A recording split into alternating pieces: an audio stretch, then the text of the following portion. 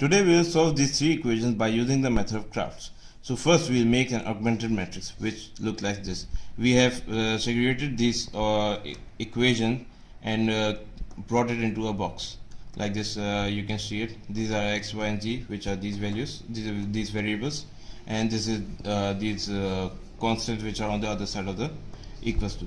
So for solving this we'll first use the equation ax equals to b, in which a is this bracket, x is this, and b is this. So whereas a is equals to L and U, where L is lower matrix and U is the upper matrix. So now substituting a is equals to LU in the first equation, so we get a u x equals to b. Now moving on, we have made these two dummy matrices in which L is equals to this matrix and U is equal to this matrix. The only difference between Doolittle and Crouts is that in Crouts the upper matrix has the diagonal units equals to 1, and in Doolittle the lower matrix has diagonal equals to 1.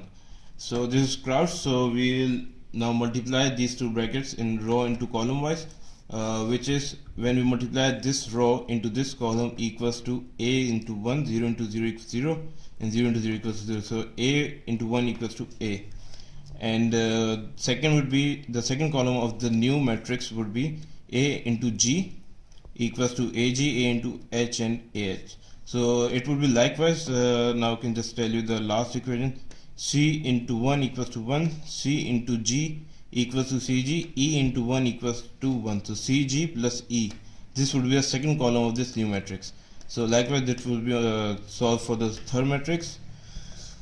Now earlier, as we have discussed, a equals to LU, so we'll put the A matrix in front of it, which would be like this. So we'll now compare the coefficient of these constant matrix and the A matrix, whereas this is equals to A is equals to 4, which is this, and AG would be equals to 1 and AH equals to minus 1. So this is how we can solve this. We have first find the value of A, and AG equals to 1, so we can find the value of G and H.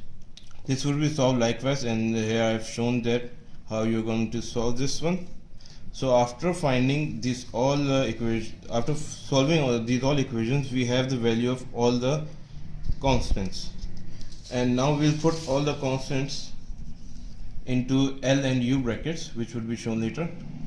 Okay, now solving this Crouts method, we have to introduce a new variable which is v, and v would be equals to u into x. So so where it was lux equals to b, now we have substituted v in place of u and x, so lv equals to b. Now lower matrix for this with its constant, and now we have the constant value, and this is v, v1, v2, v3, and this is the b.